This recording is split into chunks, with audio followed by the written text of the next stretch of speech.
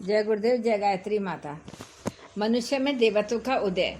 इसमें पंडित श्री राम शर्मा आचार्य जी लिखते हैं कि अपनी आंखें सही हैं तो संसार के सभी दृश्य दिखेंगे। यदि वे न रहें तो अंधे के लिए सूर्य और चंद्रमा एक बुझ जाते हैं और सारी दुनिया सदा सर्वदा के लिए काली चादर से ढक जाती है। अपने कान सही हैं तो एक से एक मधुर और ज्ञानवर्धक शब्द सुने जा सकते हैं, पर यदि वे खराब हो जाएं तो सारी दुनिया मौन हो जाएगी। केवल साए साए की ध्वनि ही कान में झिल्ली में टकराती रहेगी। अपना दिमाग सही हो तो दुनिया में समझदारी की कमी नहीं, पर यदि दिमाग खराब हो जाए तो यह सारा संसार पागलों से भरा हुआ दिखाई पड़ेगा और जो भी गतिविधियां हो रही होंगी वे अस्त व्यस्त एवं खींच उत्पन्न करने वाली प्रतीत होंगी। घर की खिड़कियां बंद कर ली जाए तो बाहर उगा हुआ सूरज प्रकाश की एक किरण भी न भेज सकेगा। चलता हुआ पवन बाहर ही घूमता रहेगा, घर की सीलन तक न सुखा सकेगा। सूर्य उन्हीं के लिए है जिनकी आंखें हैं, गीत उन्हीं के लिए है जिनके कान हैं, समझदारी उन्हीं के लिए है जिनकी अपनी समझ सही है। प्रकृति के संकेतों पर चलने वाले सृष्टि के सभी जीव जंतु निरोग रहते हैं।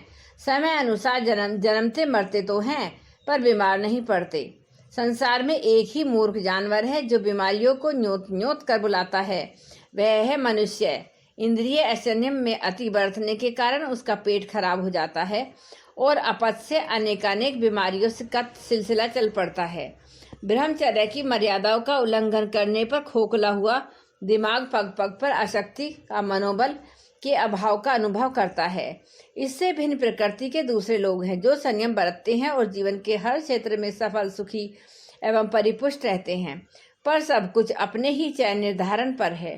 बुद्धिमानों का कथन है कि अपने को, अपनी क्षमता एवं गरिमा को जानो, उसका सदुपयोग करो। उपनिषद का बीज मंत्र है, आत्मा वो अरे ज्ञातव्य है। अपने आप को जानो और उसे संभालो। जिसने यह ज्ञान जान लिया, समझना चाहिए कि संसार में जो कुछ जानने योग्य था वह सब कुछ जान लिया। योग का स्वरूप है अंतर्मुखी होना, अपने स्वरूप और बल को समझना, समझकर वह मार्ग अपनाना जिससे आत्म कल्याण का मार्ग खुलता हो और आमंत्रित विपत्तियों की धमाचौकड़ी वाला द्वार बंद हो जाता है। बुद्ध राजमहल छोड़कर आत्मज्ञान प्राप्त करने के लिए सघन वन में तप करने गए। अंतर्मुखी होकर अपने भीतर छिपी हुई महान सत्ता और महत्ता के दर्शन किए। इतना होते हुए वे राजकुमार से बदलकर भगवान हो गए। जिस वट वृक्ष के नीचे उन्हें बोध हुआ था उसका नाम बोधि वृक्ष पड़ा।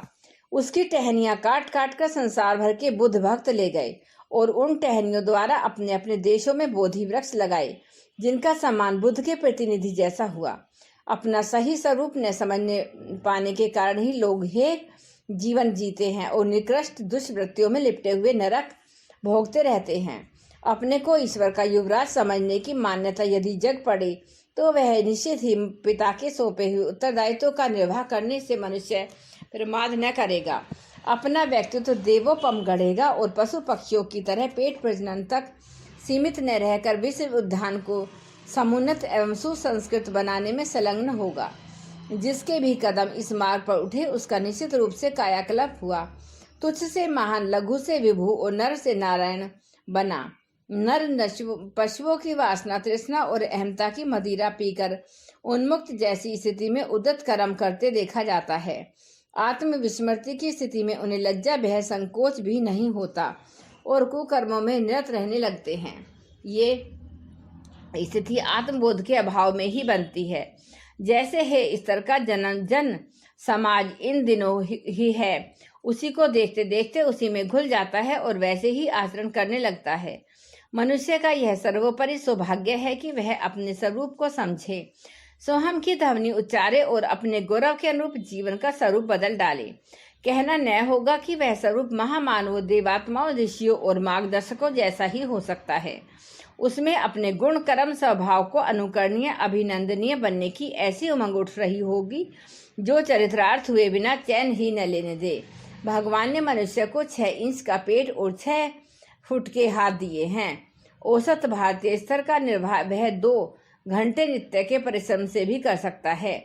परिवार का दायित्व ऊपर हो तो उन सदस्यों को स्वावलंबी, स्वावधानी बनाकर उस योग्य बनाया जा सकता है कि वे किसी के गले का भार न रहें।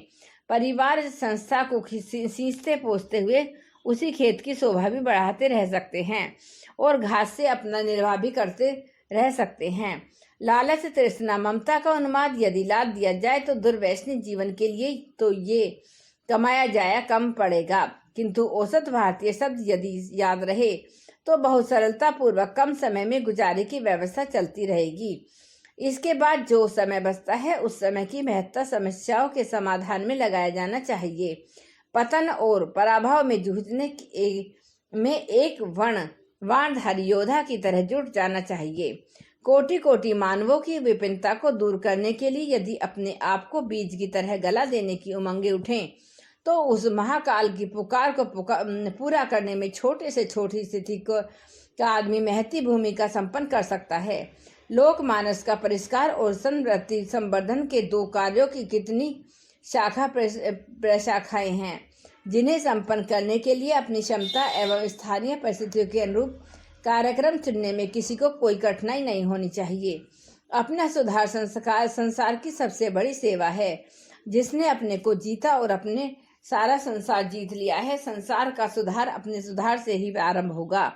हम बदले तो संबंध वातावरण का आश्चर्यजनक ढंग से बदल जाना सुनिश्चित है। समय की यह चुनौतियां प्रत्येक विचारवान को झकझोरती हैं। वह अपने स्वरूप एवं उत्तरदायित्व को समझे और उसके अनुरूप गतिविधियों को बदलने में देर ना करे। जय गुरुदेव, जय गायत्री माता।